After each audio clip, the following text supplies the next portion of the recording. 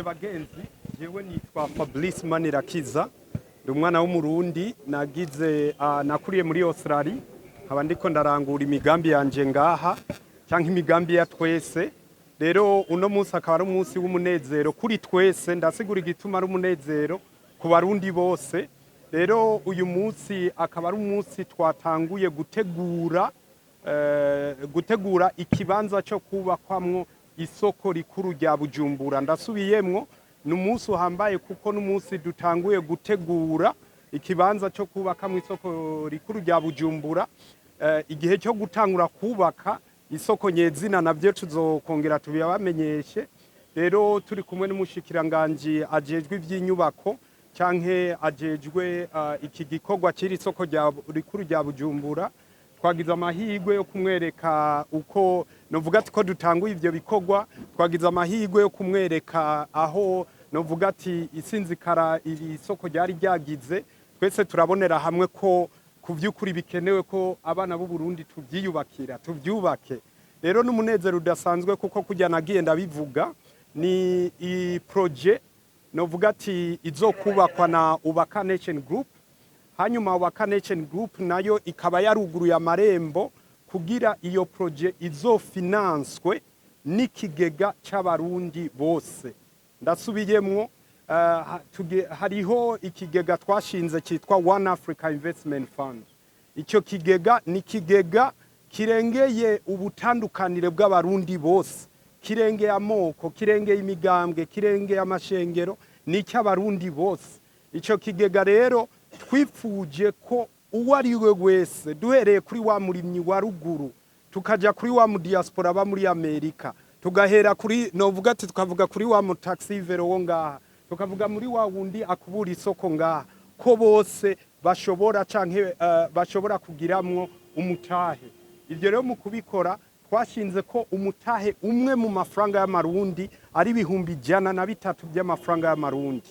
Umutahe umwe mu madolari ni 103 y'amafaranga y'amadolari. Aho urumva ko ari ukugurira amarembo baba diaspora bene wacu kugira nabo bashiremwe umutahe. Ndasubiyemwo, iri soko rya Bujumbura rigiye kuzofinanswa n'ikigega c'abarundi bose. Rero mwese muriko muranyumviriza, ndabateye akamo dusidukane n'iyonka. Mu Kirundi baravuga ati ubushaka iteka araryitera, bisigurika ati ni iteka ry'abarundi bose. Rero guhera iyi saha, guhera uno munsi, kize ku mugaragaro ko imitahe yaruguruwe. Novuga ati turiko turabivuga kuko twabonye ubwishi bw'abantu, kuko inyuma y'imisi 4 tubivuze mu misi iheze, imitahe irenga 300 yari imaze kugugwa, imitahe irenga 200 mu madolari yari imaze kugugwa. Narabibabwiye, Bankobu nico yashimye kudufasha kugira uwo ari we wese ashobore kuronka access yo kugura umutahe. Rero nkavuga ati ico kigega kujya nagenda bivuga kirengeye imbibe, kandi abantu bavyumve, si kigega ca leta, ni kigega c'abarundi twese. Bumve yuko ubwo bwigenge buhari kugira abarundi tuje hamwe, twenyene twihe iteka.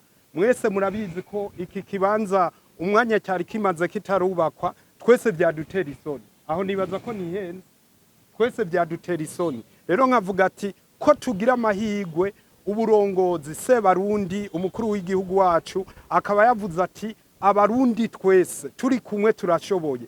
Rijya jambo rya turi kumwe turashoboye twerekana isiguro yaryo. Ikindi nacyo kuba novuga ati hariho imbono twese turiko turajamwo y'ibihumbi 2040, y'ibihumbi 2060. Bagenzi, ntiturindire uwo mwanya wose. Reka mu myaka 5 twenyene twiyubakire Dubai ngaha. Ubushidikanya ko bitokunda abone ubushobozi, abone inguvu z'abarundi. Ubu rero novuga ati aka nakarorero, ni challenge twihaye nk'abarundi twese. Kujya nabivuze, urumva ni kigega c'abarundi bose, cugururiye amarembo ku barundi bose. Rero ni kigega twagize umwanya ukwiye wo kwiga amategeko akigenga.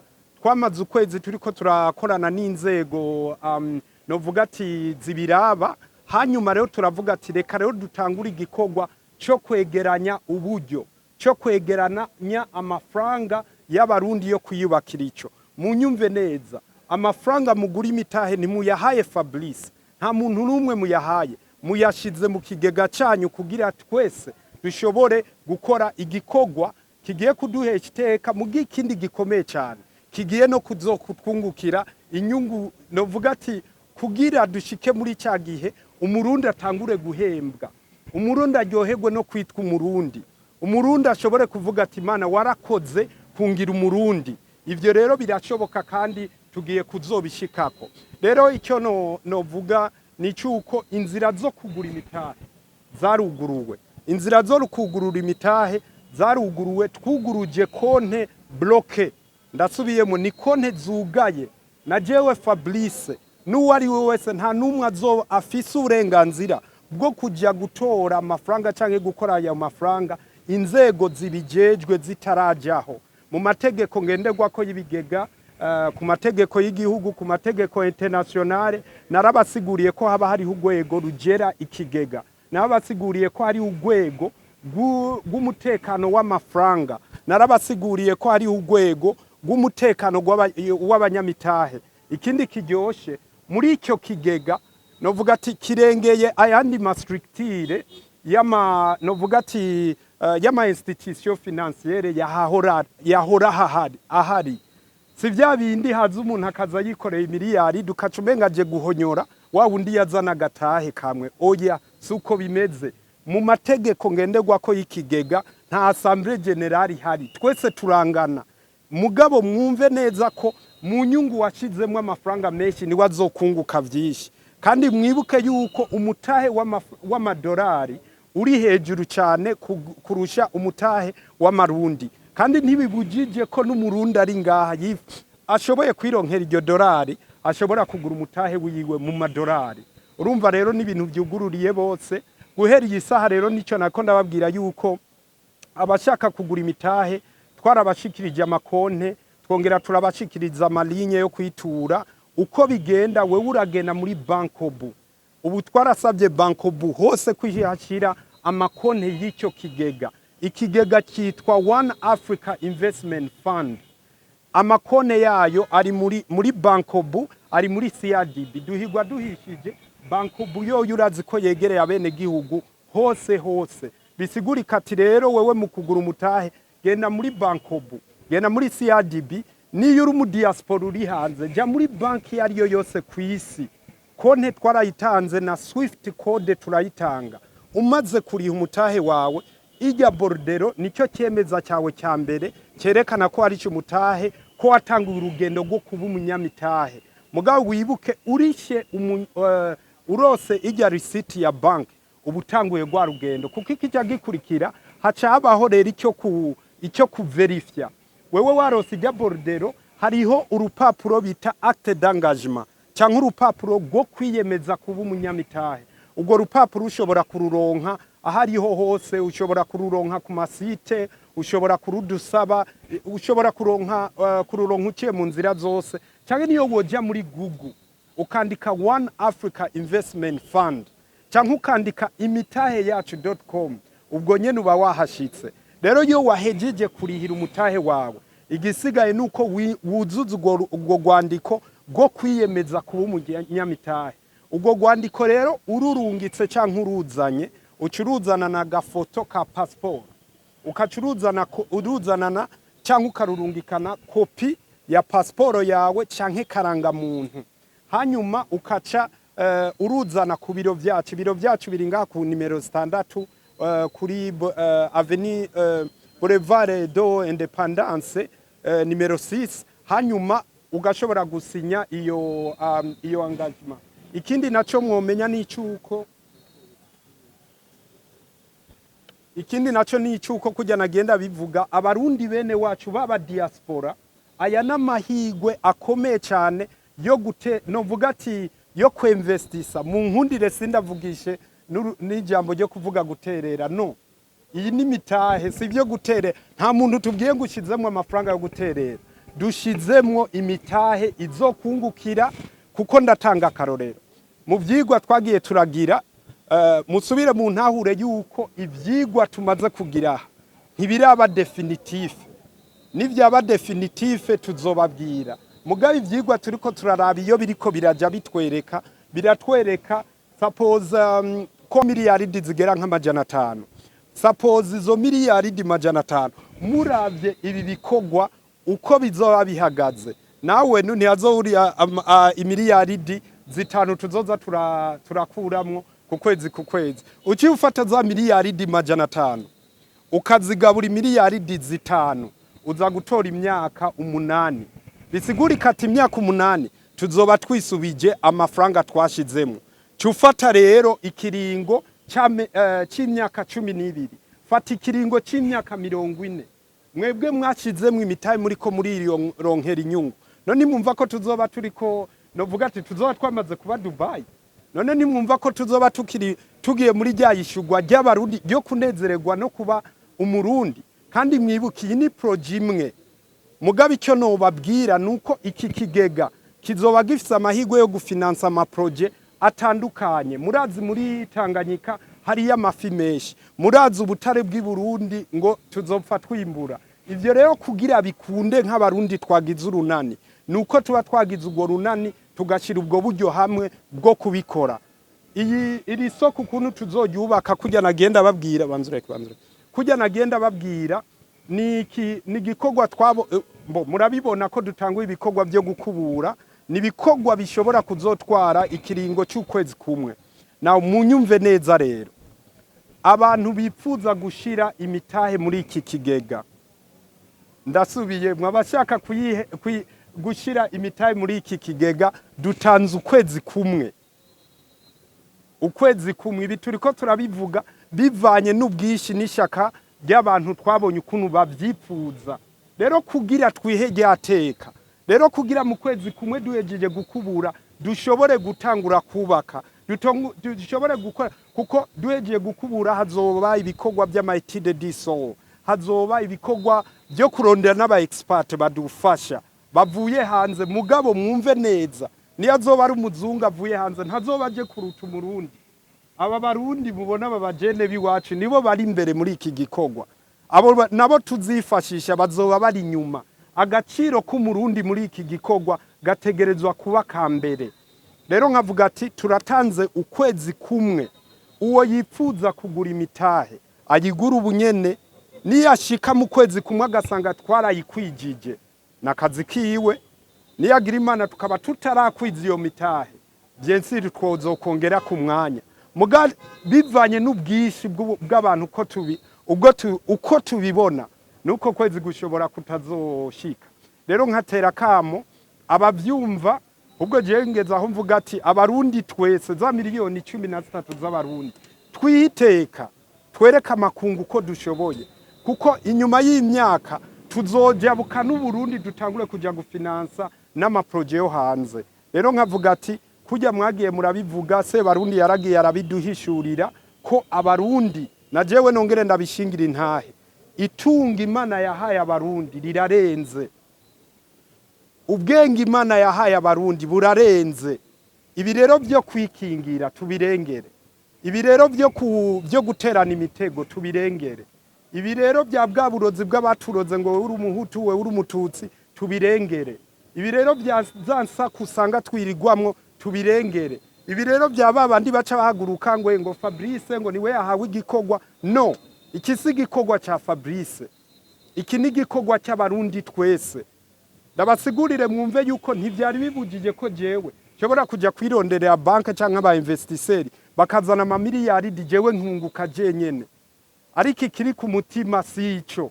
Mvuga ati abazungu ntabo dukeneye, ayo mafaranga ntayo dukeneye, twebwe barundi bose kuburyo na wa murimyi wa ruguru agira amahirwe yo kuvuga ati narimbuye naradandaje narungutse 200,000, reka nguru umutaha umwe gusa, kugira igihe cyose azoza aracanga avuga ati raba ivyo twikoreye nk'abarundi.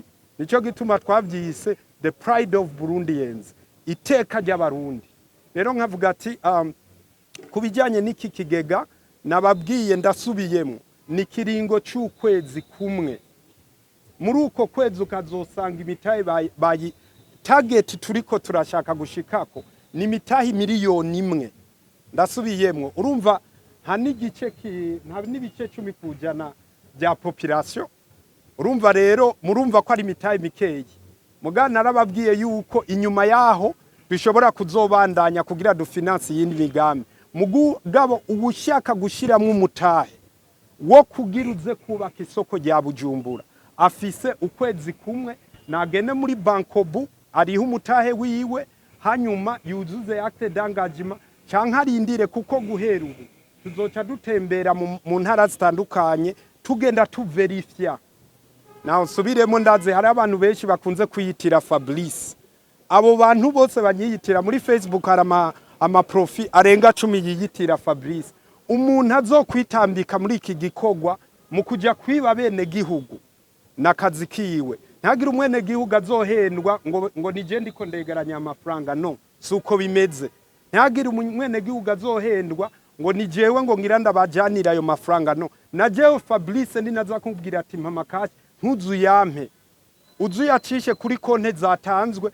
kugira nikemeza ko amafaranga yawe wayatanze kuburyo niyijuru ryokoroka ibi bikanka ko tubandanya amafaranga yawe yakuramwo ijana kwijana rero nkavuga ati abo bazokwikinga mukiza bakaja gukoresha amabordero ikintu cyambere tuzokora ngira murabona ubutungane burahari tuzobatura ubutungane hanyuma batabwe muri yompi mwenga niko bayivuga rero nkanura abarundi ntihagire umuntu aza novuga ati gusabota canke gukonona ibintu by'abarundi twese agenda asubiyemwo ubu ushaka ko nabajya bene gihugu bariko bararaba bari hajya nabo bagiramwe ijambo nabo bagiramwe uruhara rero nabasiguriye ico kigega ikindi rero icyo novuga ni cyuko kuri iki kijanye n'uwo mugambi w'isoko rikuru rya Bujumbura nababwiye turabona neza ko ari umugambi tuzokora hagati y'imyaka 3 n'imyaka 5 hanyuma twese tukaba twinjiye rero kwibera muri ya Dubai mbe ngira mwabonye igicapo cyayo hazoba hariho ama complex atandukanye hazobaho na etage y'inivo 30 none nimwumvaga abagenzi ko ari ibintu byo kwihiteka hari ikindi kintu kiryoshe shimireje imbere hariho article yagize hanyuma habamwe mu expert yadutereye icyumviro ico gihe yaravuze ati mbe none ati barabe neza ati ntiduhave dusanga ari iby'abantu babasirimu gusa aho yarahejeje kuma icyumviro cyamvuga ati kuri aya ma complex tuzoraba ukuntu dukora complex imwe nababa mama badandaza itomati bisangemwo na wa wundi novuga ati adandaza ibiyoba yisangemwo kuko n'umwana w'u Burundi afise uburenganzira bwo gukora icyashaka mu Burundi kimuteza imbere kandi giteza imbere twese kuko kujyamwo ni kibanza kizoba giteguwe neza azoba ari amakori ya leta azoba novuga ati kizoba ari kibanza giteguye neza urumva ko kizoba ari ikintu cyo kwiha iteka twese rero ndangize ndabashimira ndasubiyemwo uno munsi turi kumwe n'umushikiranganje ajejwe iby'inyubako dutanguye ibikorwa byo gutegura ikibanza nitwaheza gutegura ikibanza ibi byose mubona byahavuye hazoca hakurikira ibikorwa byo kugira ama étude du sol ama geotechnique kugira turabe yanyubakwa y'inivo 30 mu kuzimu hazoja ibintu dukora ibintu muri professional nitugire bya bindi nyuma y'imyaka ingahe tuzova tubona ngo byatuguye ko no twihiteka dukora ibintu ku buryo n'abana bazotuvukako bazovuga ati ababayeho mu 2024 baratanguye ikintu cyatubereye ibendera ego rero nkavuga ati ndababwiye yuko ubu uko tugiye kugira turagiye kuza turi abafisi ibibazo kuza turaba bishura twarabitanguye mwarabibonye ku matwi nico gituma namwe muri ngaha twaranuguriye turavuga ati aba journaliste bose bo babyifuza turabahaye ikaze kugira tuze turafashanya gukwiragiza inkuru yose kuko ndababwije ukuri iki nigikogwa Imana yantumye iki nigikogwa Imana yadutumye mwebwe kuba mubyumvise no munsi uzovyirengagiza n'akazi kiwe ninaza ndababwira ngo tuje gukora ikibi ntimuze munyumvire mugu wumva wese ko ari ikintu cyubaka twese tujane twigire mu terambere rero nababwiye contact aho mushobora kuronka izo information amakonte za form mushobora kubironka turafise amasite hariho imitahe yacu.com hariho oneafricainvestment.com canke genda muri Google wandikeyo One Africa Investment Fund canke genda muri Google wandikeyo imitahe yacu. Ivyo vyose ni novuga ati ni inzira ushobora kuronka ko information. Kubijyanye n'amakontakte nagenda yababwira muraza kuyibonera ngaha ni 76 ni 96 ni 87 n'ubusa gatanu ni 66 66 59 79. Izo ni novuga ati ni mirongo yugururiwe ikigega kugira twese dushiremo imitahe. Nayo ubundi contact zanje nanje murazizi mwese ni guteranya amajana 267 na 57 68 41 ubusa kane. Umuntu azohendwa ngo areka aravugana na Fablice ataciye kuri iyo contact ndabisubiyemo ntaza mbaza. Rero ndiko ndabivuga ntanga umuco abarundi dukorere hamwe turi kumwe twese birashoboka kandi ubumwe bwacu nizo nguvu zacu. Ibibazo sigure ko iri isoko ryo kubaka isoko ryahawe ishirahamwe ryitwa Ubaka Nation Group. Abarigize uri hejuru wa mbere ni jewe Fablice. Iyo Ubaka Nation Group icavuga ati ho kugira tuje kurondera amafaranga mu mabanke canke mu ba investisseurs no. Hacaba wa visionnaire cyangwa wa promoteur yitwa Fablice acavuga ati kubera iki tutokwishira ikigega kizofinance uwo mugambi kugira n'inyungu ikiboneka. Rero leta mu byo bumvikanye nawo ba Connection Group ni formule iri mu byitwa BOT. Wanachaka biri mu nzira ya PPP. BOT ni build on transfer. Bisiguri kati leta ivuga ati wewe genda wirondere yukura amafaranga, genda wirondere yukura ubuhinga, iki gikorwa cyubake hanyuma twumvikane inyuma y'imyaka ingana iki uzocubisubiza. Rero bisigurika ati iki kibanza ni cya leta ijana kwijana. Mugabo imyaka twumvikanye irarenga 200. Nico gituma nakubwiye ati mu biharuro turiko turabona inyuma musi y'imyaka 8 amafaranga tuzoba twasize muri iri soko nk'abanyamitahe tuzoba tuyagaruje. Cyo harura rero imyaka irenga 12 turiko turaronka inyungu. Nibaza ko cyubo mbere ugura umutahe. Neza iyo myaka mwumvikanye na leta n'ingana. Ico menya ko ari gurenga imyaka 200. Hejuru y'imyaka 200. Amakaza kabiri iri soko hatoye neza rizotwara umutaho ngana gute canke mugireranije kubaka ryari neza na neza. Urakoze nabasiguriye mu byo twari twasinyira mu byo twasinyiraniye na leta yaravuze ati reka tubanze tubaha amezi 6 ya mbere kuraba ko mubishoboye. Urabona ko inyuma y'ukwezi kumwe gusa nibaza ko ukwezi kutaranashika leta yamaze kubona ati ba bantu barabishoboye. Bisigurika ati rero mu kiringo kizotwara iri soko kugira rihere nababwiye ni hagati y'imyaka 3 n'5.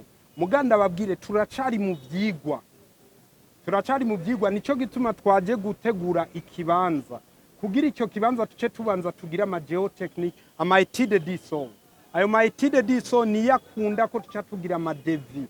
Ayo ma devis tumaze kuyagira niho tuzoca tubabwira ati rero ubu igitigiri kizo rya soko ryacu rya Bujumbura kizotwara naya. Mugana kubwiye ngereranya nka Fabrice yuko uko ndabibona bishobora kutazorenza imiliyaridi 500.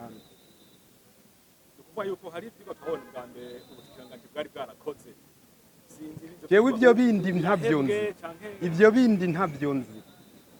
Ndasubiriyemwe abantu babaza ngo urumva ngo none abarimwo ngo ibikini jewe ntavyo nzi. Jewe fata ko ndi umuntu mushasha. Wewe umbwiye ati ingunyubakire. Rero biba byarabaye canke biba byarakozwe jewe ntavyo nzi. Ivyo nzi ngivyo narabiberetse. Ivyo nzokora ngibi narabiberetse. Yego. Rero ubu turi ku rupapuro rushasha. Ibyo bindi by'impapuro za nyuma ntimumbaza. Hanyuma isoko ryamara kubakwa nukuvuga gutugururira mbabare gatoya. Yego. Muramaze cyibugiro cy'ibibanza bizoba bihari. Ibyo navuze ko tukiri mu byigwa. turacari mu vyigwa inyuma yuko nitwaheza ibi ama etude du sol agahera twe ico tuzoca dukora novuga ati ni ivyigwa architecturale tubihejeje niho rero tuzoca dutermina amametre kare amametre kare imwe igiciro cayo bivanye n'amadevi urumva ko duharuriye ku mametre kare nawe niyo uzoba ushaka ati je shaka imetero imwe kuri imwe bivanye na mikoro yawe uzoronka cyangwa niyo uzoza uvuga ati jewe nkeneye flow yose ibi yanje uzoronka Fabrice rugenda bakengurukire akabazo kanyuma baza nta kibazo nikabe nakanyuma n'ibindi ushaka kubaza mwavuze yuko yoshaka kuba kwa ino soko kuri miliyari 50 gusa nyumviriza neza nyumviriza neza jewe natanze akarorero mvuga ati ivyigwa twakoze rero nimba twakoze ivyigwa byo kuvuga ati mbe nk'ubu twogira ihangari duga ati byogenda gute ivyo rero nivyo navuze mugurumva inyuma y'ukuvuga ati Fabrice turabona wo bishobora turakwizeye icyambere wumva nari gukora cyabaye iki nicyo kuvuga ati mpuruhusha ngende kwapima ndabuko hangana mpuruhusha ndabe ama etage yo bamwe uko angana rero nico gituma ndakwereka ati ngibi bicapo ntibiri fixed iyi ni design gusa ariko abazi engineering canke n'abatayizi sinoza kukubwira ngo hazoja etage ya 30 ntarakora etude du sol nico gituma ubona leta yaciye twugurura amarembo ati hubwo genda mukureho bijya vyose bihari ivyo vyigwa bibubunyene kugira tuce tubwira bene gihugu mwese ibi bibazo uri kurambaza ucumbaza ndaguhinyisha zigoroye ndakubwira ati gitigiri niki abazoba mu bazoba bangana uku erega ibi nababwiye si bya Fabrice ni ivyanyu ni ivyanyu kiretse utazogura mu mutaye gusa ego nagira mbaze ikibazo cyerekeye imitahe mu bijyanye n'isoko y'imitahe baravuga bati umuntu agura imitahe ntarenza imitahe 50 kugira ngo ntihabe abihariza imitahe reka bashaka kubaze mbega imitahe ingahe itazorenzwa urakoze nababwiye n'ubwa mbere mu Burundi habayeho ikigega ico biyita fond ico biyita fund mu cyongereza ishobora kuba mutual fund mu cyongereza ishobora kuba hedge fund urumva kuba ari ubwa mbere bitandukanye n'ibitwari dusanzwe tuzi bisigura ikati nasiguye hasi handi umuntu acaterura miliyari 100 akacaza we kuguhonyora ngo ni kubera ufite umutahumwe no aha twese tuzoba tungana mugabira nugururiwe kuba ari bo bose ko imitahe yose ushaka shiramwo niyo wohera uno munsi uvuga ati ku munsi ngura umutahumwe shiramwo twebwe twifuza ahubwo twese nk'abarundi tuguzemwo imitahe sivyo suppose abarundi bari hanze tugakwiza miliyoni nk'amajana 5 z'amadolari wibuke ko nka miliyoni 100 z'amadolari hazorenza kuhubaka none wumva twicaranye miliyoni 100 z'amadolari ibitoro nituca tubiza satellite nituca tuyiduza hejuru tukigira ubundi muhora atari imitere gusa ntiwumva ko tuca tugura ubwato bugezweho ifi zahora zicwa n'ubusaza muri Tanganyika tukata tuziro ntiwumva ko tuca tuja muri Amerika mbe urazi ko tugiye muri Amerika twifitiye amahera yacu tuca turusha agaciro abazungu mugata amahera dufise ntibikunda kugira rero dushobore kuronka amahera nuko tuja hamwe ariko Fabrice yes sir turamenye mu Burundi tubona abantu baza bagatangaza ibintu ngabo mu nyuma tubona bibandanije abantu babibaza ibibazo tworo ikizere ko iri soko ryubatswe uyu muntu burya jewe yobanziga abagenzi ni mu munyishuri ibyo wabonye jewe muri Miriwari muri Kamensi Burundi village hari umwaka byatwaye tutabejeje zijya nzu zari bwabeho mu Burundi genda mu Kabezi muri Lake View Paradise Estate ubu turi kuri dare ya kabiri projet y'imiliyari 30 je nta na banki nimwe ndaja gusaba amafaranga byose bikogwa n'abana b'abarundi aba diaspora bene wacu rero hubwo niki nicyugurura amarembo rero ntimushidikanye nk'uburi kurabaza ico nturagaruka inyuma y'ukwezi urabe urumva ucumenga urantunga simave ndagushira muri babandi kubera kahise n'abantu bagira ibintu byabo ntitubone ibikorwa. Ivyo ni babandi bagara, ni babandi bagara, ariko urumva ubu je ndabihaye mwese mubyumve, meze nka wa muntu novuga ati nahora ndira ku sahani yanje jenyene, mugubu urumva ko naruye ndavuga ati twese dusangire. Suppose nk'ubu turavuze ati dushiremwo reka tugure imitahe, iyo mitahe ntibonetse, ciye mvuga jewe Fabrice simomba kuko ivyo kurya ku munsi ntavyo mbuze, none wumva ari je nzoba mpombye canke niba abarundi bazoba bihombeje bonyene.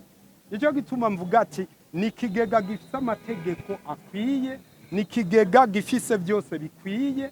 Mwumve ko na je Fabrice nta na droit mfise yo kuja kugera ico kigega, hazoba ari abantu bafise ubuhinga bukwiye ku rwego internationale, ibintu bigezweho.